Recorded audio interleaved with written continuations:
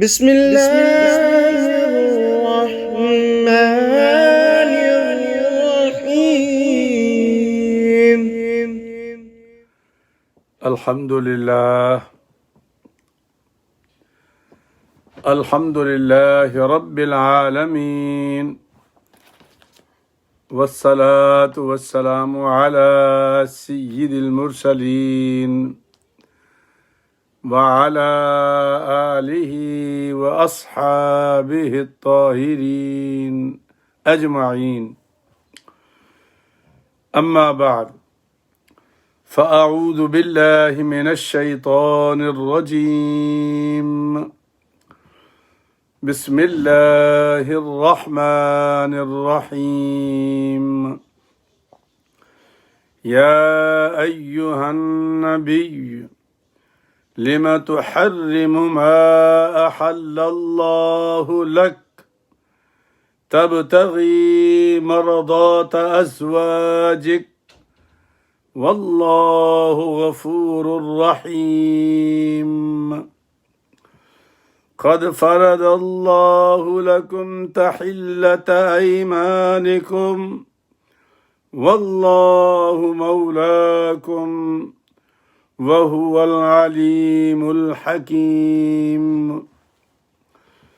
وإذ أسر النبي إلى بعض أزواجه حديثا فلما نبأت به وأظهره الله عليه عرف بعضه وأعرض عن بعض. فلما نبأها به قالت من أنبأك هذا؟ قال نبأني العليم الخبير. صدق الله العظيم. بسم الله الرحمن الرحيم. إن الله وملائكته يصلون على النبي يا أيها الذين آمنوا صلوا عليه وسلموا تسليما. اللهم صل على سيدنا محمد وعلى آل سيدنا محمد وبارك وسلم. الصلاة والسلام عليك يا سيدي يا رسول الله وعلى آلك وأصحابك يا حبيب الله. الصلاة والسلام عليك يا سيدي يا رحمة للعالمين وعلى آلك وأصحابك يا شفيع المذنبين. انتہائی واجب الاحترام دوستو، بھائیوں، عزیزوں، عزیز بچوں، بہنوں اور بیٹیوں، السلام علیکم ورحمۃ اللہ وبرکاتہ۔ الحمدللہ، اللہ پاک کے فضل و کرم، سرکار دو عالم صلی اللہ علیہ وسلم کی نظر عنایت سے اور آپ بھائیوں کی دعاؤں کی طفیل اور اس عاجز کی دعا جو آپ کے لیے ہے، ان تمام دعاؤں کی وجہ سے اللہ کے پاک کلام کی سماعت کے لیے آدھے گھنٹے کے لیے ایک مرتبہ پھر ہم آمنے سامنے بیٹھ گئے ہیں۔ اللہ پاک قرآن کو سننے کی، سمجھنے کی اور عمل کی توفیق عطا فرمائے، آمین ثم آمین۔ دوستو، بھائیوں، عزیزوں، قرآن کریم غور و فکر مانگتا ہے، اور جو لوگ چلتے چلتے پڑھتے ہیں نا، چلتے چلتے وہ اکثر گمراہی کا شکار ہو جاتے ہیں۔ ڈیپ غور، اندر غوطہ زنی، گہرائی،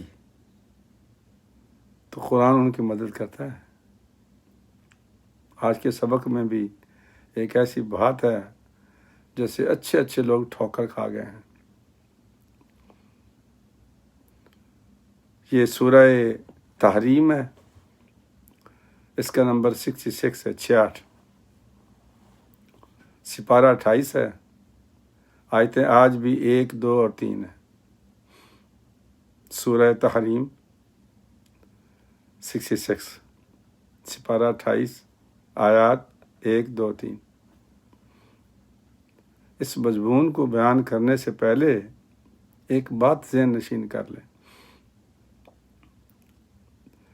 اور وہ یہ ہے کہ اللہ کریم نے اپنے پاک کلام میں فرمایا، یہ بڑی سننے والی اور سمجھنے یاد رکھنے والی بات ہے، چونکہ اس پہ بلڈنگ بننی ہے، اس بنیاد پہ۔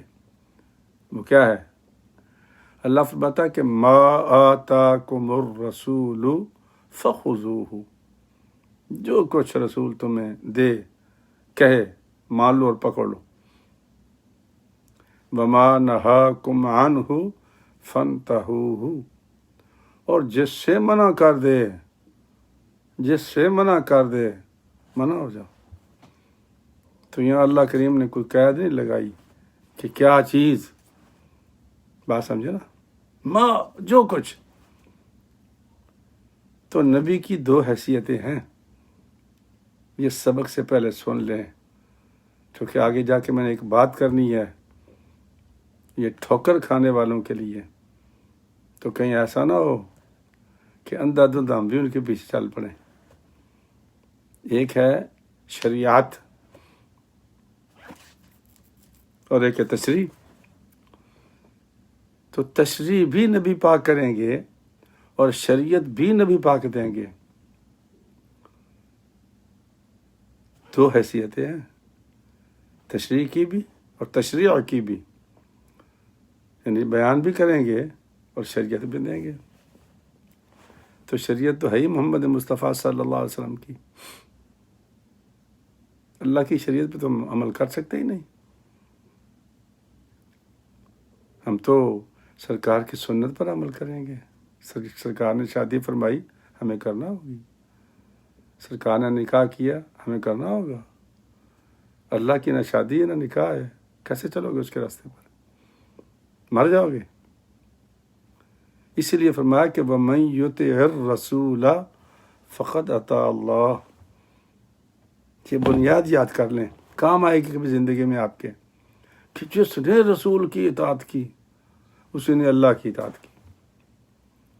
اس سے کھل کے کوئی بات ہو سکتی ہے؟ اب سبق پڑھتے ہیں۔ سرکار دو عالم صلی اللہ علیہ وسلم کی عادت کریمہ تھی، اچھا بڑی اس میں وہ شان نزول ہے، ایک جو اتھنٹک ہے وہ میں آپ کو بیان کر رہا ہوں۔ آپ کی عادت کریمہ تھی کہ عصر کی نماز پڑھ کے مغرب تک وہ ازواج مطہرات کے گھر چکر لگاتے تھے، 2 4 منٹ کے لیے پورا ایک سرکل مکمل کرتے تھے، اور ہر خاتون نبی پاک سے ٹوٹ کر محبت کرتی تھی۔ جی یہ ہماری بیویاں تھوڑی ہیں، ذرا ہم ادھر ادھر ہو جائیں تو پیچھے ہمارا کچھا چٹا کھول کے رکھ دیتی ہیں، اور جب کوئی خاتون اور آ جائے، ان کی ملنے والی سہیلی آ جائے، اللہ سب کی بات نہیں کر رہا میں، لیکن اکثریت اس بیماری میں مبتلا ہے، ساریاں شکایتیں نکال کے اپنے خامد کی رکھ دیں گی۔ 300 کے قریب صحابہ کرام سرکار کے دروازے پر بیٹھے رہتے تھے، جن کو اصحاب صفہ کہتے ہیں، لیکن آج تک انہوں نے بھی زندگی میں کوئی کمی بیشی نہیں بتائی، 24 گھنٹے آنکھیں کھلی رہتی تھی ان کی۔ ہمارے پیچھے تو ایک لگ جائے تو مسجد سے ہماری چھٹی ہو جاتی ہے، اور وہاں تو 300 تھے۔ غور کریں ذرا آپ، 300 آنکھیں، اور 2 آنکھیں، 600 آنکھیں دیکھنے والی ہوں، اور پھر کوئی شکایت نہ ملے۔ اس کا نام محمد مصطفیٰ ہے صلی اللہ علیہ وسلم، اور ہمارے پیچھے ایک آنکھ دیکھنے والی ہو تمہاری مسجد سے چھٹی، کہ مولوی صاحب یہ کرتے ہیں، مولوی صاحب یہ کرتے ہیں، مولوی صاحب یہ کرتے ہیں۔ کتنا فرق ہے۔ اور وہ مولوی جس کے پیچھے ایک آنکھ ہو اور وہ کمیٹی والوں کا سامنا نہ کر سکے، وہ اٹھ کر سرکار دو عالم پر اعتراض کرے تو ڈوب مرنے کا مقام نہیں ہے۔ یہ سوچنے والی باتیں ہیں جس پہ ہم غور نہیں کرتے۔ کہاں وہ اللہ کا بندہ جس کے پیچھے 600 آنکھیں اس کو دیکھنے والی تھیں، لیکن وہی جو چیزیں وہ لکھتے تھے آج سرکار کی سنت سیرت بن گئی ہے۔ تو ہر گھر میں تشریف لے جاتے۔ بی بی زینب رضی اللہ تعالیٰ عنہ یہ حضور کی پھوپھی ذات تھی۔ آپ نے پورا واقعہ پڑھا ہوا ہے۔ حضرت زید سے شادی کی، نہ بنا سکی، طلاق دے دی حضرت زید نے۔ پورے قرآن مجید میں ایک ہی صحابی کا نام ہے اور وہ حضرت زید ہے، جن کا بیٹا حضرت اسامہ جو امام حسن حسین کے ساتھ پلا تھا، 17 سال کی عمر میں اسلامی فوج کا اللہ کے پاک پیغمبر نے اس کو سربراہ بنا دیا تھا، کمانڈر ان چیف، 17 سال کی عمر میں، چونکہ تربیت تو مصطفیٰ کی تھی نا صلی اللہ علیہ وسلم۔ اللہ اکبر، کیا لوگ تھے اور کیا خوبصورتی تھی ان کی زندگی میں۔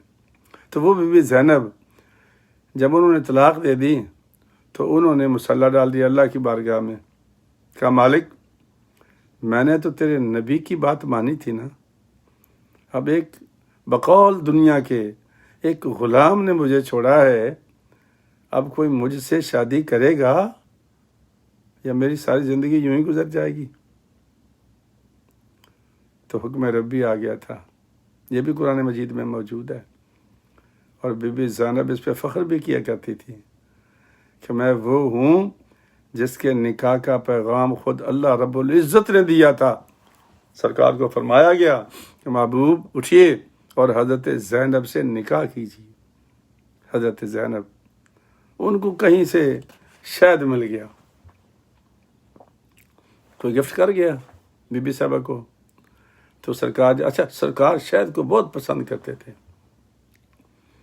تو جب وہ تشریف لاتے تو ان کو تھوڑا شہد دے دیتی، تو 2-4 منٹ زیادہ گزر جاتے۔ تو بعض بیویوں نے، آپ کو بتا رہا ہوں کہ وہ ٹوٹ کر محبت کرتی تھی، ایک لمحہ برداشت نہیں ہوتا تھا کہیں زیادہ گزر جائے، ایکوریٹ ٹائم پہ وہ انتظار کرتی تھی۔ بی بی عائشہ صدیقہ رضی اللہ تعالیٰ عنہ اور بی بی حفصہ حضرت عمر کی بیٹی رضی اللہ تعالیٰ عنہ، انہوں نے محسوس کیا، باقیوں نے تو خیر محسوس نہیں کیا زیادہ، لیکن ان دو نے محسوس کیا کہ حضرت زینب کے پاس وقت زیادہ کیوں گزرتا ہے۔ اچھا، تو پتہ یہ چلا کہ اس کے پاس شہد ہے اور وہ سرکار کو پیش کرتی ہے، تو سرکار کو 2-4 منٹ اوپر گزر جاتے ہیں۔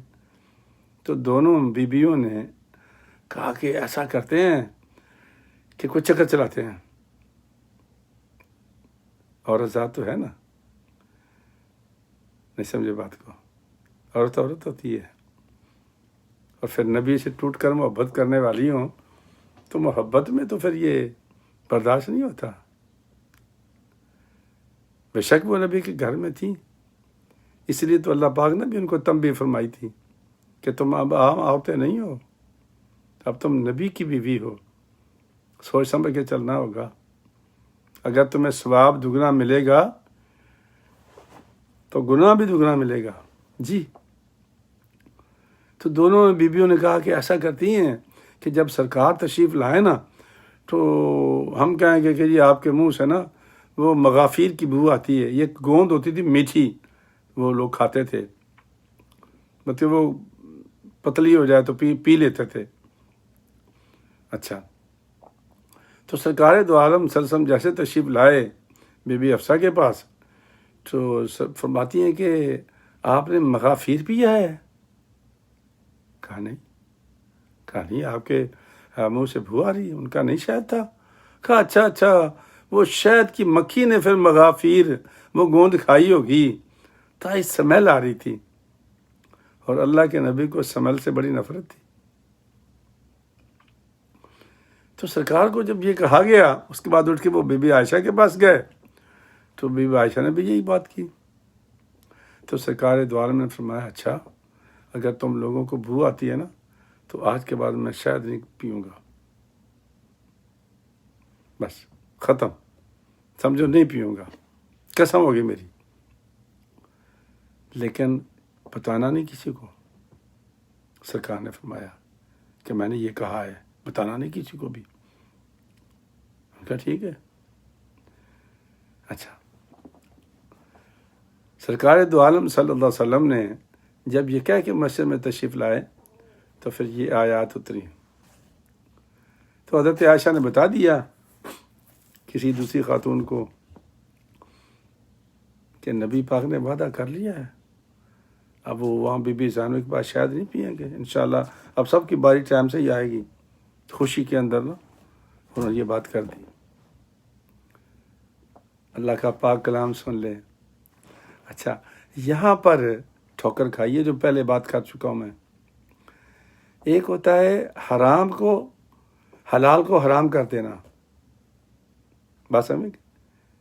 تحریم، سورت کا نام بھی تحریم ہے۔ حرام کو حلال کر دینا یا حلال کو حرام کر دینا۔ ایک ہوتا ہے تو حلال لیکن اس کو باز رہنا کھانے سے، اس کو ہوتا ہے امتناع۔ حلال تو حلال ہی ہے، میں نہیں کھاؤں گا، میں نہیں پیوں گا، لیکن حرام نہیں کیا انہوں نے، قسم اٹھائی ہے، اور وجہ بھی اللہ نے بیان کی ہے، وہ بھی آپ سن لیں۔ تو بعض لوگوں نے یہاں پر کیا غلطی کھائی ہے، او جی نبی کے پاس تو کوئی اختیار ہے ہی نہیں، اللہ پاک نے ایسی سرزنش کی کہ اے نبی تیرے پاس تو کوئی اختیار نہیں ہے حرام کو حلال کرنے کا اور حرام کو حلال کرنے کا، اللہ پاک نے جھاڑ پلا دی۔ یہ لکھا ہے انہوں نے، لا حول ولا قوت الا باللہ۔ وہ کس نے حلال کو حرام کیا تھا؟ تو آپ نے منع کیا تھا اپنے آپ کو کہ میں نہیں پیوں گا، یہ تو نہیں کہا کہ یہ حرام ہے، وہ تو خود منع ہوئے تھے۔ کتنا فرق ہے بات کرنے میں۔ یہ ہے شیطانی جو لوگ کرتے ہیں، امتی ہو کے نبی کا کلمہ پڑھ کے اور سرکار پہ اعتراض کرتے ہیں، حالانکہ سرکار کے پاس اختیار تھا کہ ما آتاکم الرسول فخذوہ وما نہاکم عنہ فانتہوہ۔ تو اللہ کریم نے فرمایا محبوب یہ تو مشکل ہو جائے گا تیری امت کے لیے، اگر اس طرح قسمیں کھانی شروع کر دی لوگوں نے آپ کی سنت پر عمل کرتے ہوئے تو زندگی تو اجیرن ہو جائے گی۔ محبوب ایسا کیجئے، آپ کفارہ دے دیجئے۔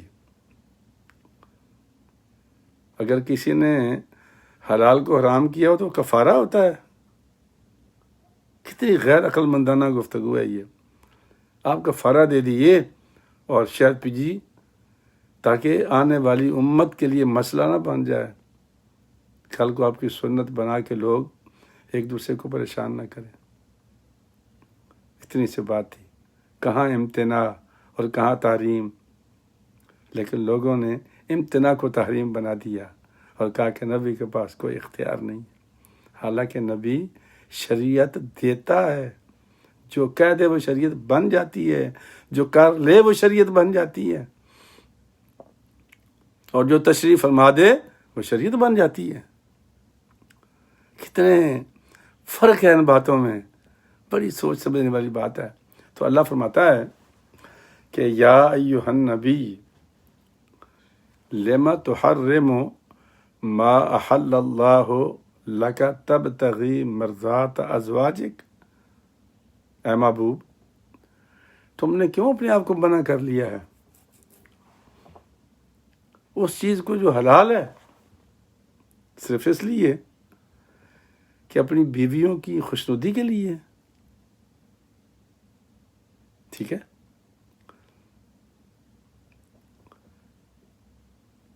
واللہ غفور الرحیم، اللہ بخشنے والا مہربان ہے، اللہ بخشنے والا مہربان ہے۔ قد فرض اللہ لکم تحلت ایمانکم، بے شک مقرر کر دیا اللہ نے تمہارے لیے کفارہ تمہاری قسموں کا۔ آگے بات سمجھ میں؟ توبہ ہوتی ہے نا، اگر کوئی حرام کو حلال کر دے یا حلال کو حرام کر دے تو توبہ ہے، کفارہ نہیں ہوتا۔ کفارہ کب ہوتا ہے؟ جب کوئی بات ادھر سے ادھر ہو جائے. سجدہ صاحب ہم کب کرتے ہیں؟ جب نماز میں غلطی کرتے ہیں تو سجدہ صاحب ہوتا ہے. نماز نہیں بنا رہے. اللہ پاک فرماتے ہیں کہ بے شک ہم نے مقرر کر دیا ہے تمہارے لیے تمہاری قسموں کا کفارہ دے دو، قسم ختم ہو جائے گی. اور محبوب آپ کی بیویاں بھی پریشان ہیں، امت بھی پریشان ہوگی، وہ تو آپ کی سنتوں کی تلاش میں رہتے ہیں، تو ان کا کیا بنے گا؟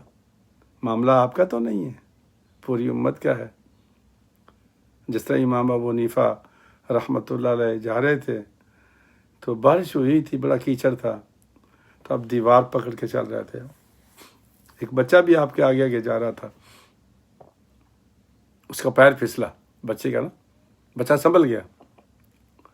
تو امام صاحب نے فرمایا کہ بیٹا دھیان سے چلو، کہیں گر نہ جاؤ. کہا بابا جی میں گر جاؤں گا تو کوئی بات نہیں، آپ سنبھل کے چلو، اگر آپ کا پیر پھسل گیا تو پوری امت پھسل جائے گی. آپ کی آنکھوں میں آنسو آ گئے تھے. چھوٹی سی بات ہے یہ. تو اللہ کریم نہیں چاہتا تھا کہ مصطفیٰ صلی اللہ علیہ وسلم کی امت جو ہے وہ کسی مشقت میں پڑے. سنو، یہ ساری تعلیم ہمارے لیے تھی. باب اعظم نے کوئی غلطی تو نہیں کی تھی نا. قرآن میں اب کیا آتا ہے؟ انی جاعل فی الارض خلیفہ. جب اللہ پاک نے بنایا تھا تو کیا کہا تھا؟ کہ میں تجھے زمین میں خلیفہ بنا رہا ہوں. اور رکھا کہاں؟ جنت میں. فَكُلَا مِنْهَا حَيْثُ شِئْتُمَا رَغَدًا حَيْثُ شِئْتُمَا وَلَا تَقْرَبَا هَٰذِهِ الشَّجَرَةَ فَتَكُونَا مِنَ الظَّالِمِينَ. جنت میں رکھ دیا، جاؤ موجے کرو، کھاؤ پیو، پر اس درخت کے قریب نہ جانا. ہاں بھائی، قرآن کو سمجھتے ہو نا؟ قرآن تو کہہ رہا ہے زمین کی خلیفہ ہے، اور رکھا کہاں؟ جنت میں. تو بات تو ٹھیک نہیں بنی نا. تو پھر زمین پہ کیسے بھیجا؟ یہ سمجھنے والی بات ہے. لوگ کہتے ہیں باب آدم نے غلطی کی. میں کہتا ہوں نہیں، یہ اللہ کا نظام تھا کہ زمین پر کیسے بھیجنا ہے. اور اللہ نے ان کو ہمیں سبق سکھایا ہے. روتے رہے 300 برس تک روتے رہے. اللہ پاک نے معافی عطا کی. تو ہمارے بزرگ، ہمارے اسلاف، جن کے توسط سے ہم نے دین سیکھا ہے، ہم ڈائریکٹ والے لوگ نہیں ہیں نا، ہم سیکھنے والے لوگ ہیں.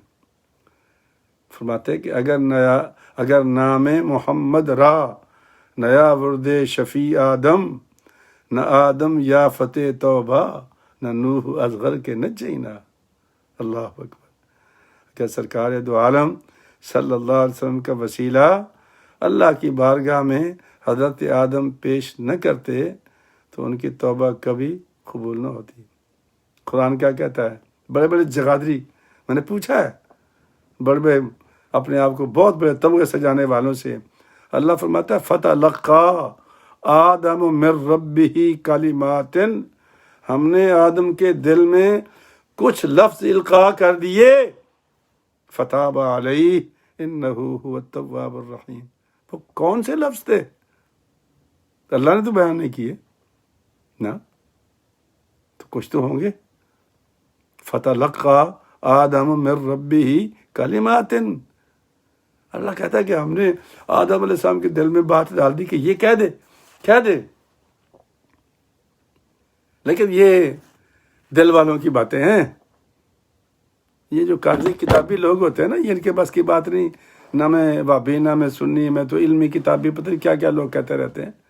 جوہلہ ہیں یہ. ان بیچاروں کو کیا پتا دین کیسے ملتا ہے. میرا باپ ہے، میرا دادا ہے، میرا پردادا ہے. حالانکہ پیدا کرنے والے تو اللہ کی ذات ہے. کیا میں منکر ہو جاؤں اپنے باپ دادا کا، اپنے اساتذہ کا؟ جس نے مجھے الف ب ت سے پڑھائی تھی، 1 2 2 2 2 4 پڑھائی تھی، میں پرائمری ٹیچر تھا. اب میں عالم بن گیا ہوں تو کیا میرا وہ استاد نہیں رہا جس نے میری بنیاد باندھی تھی؟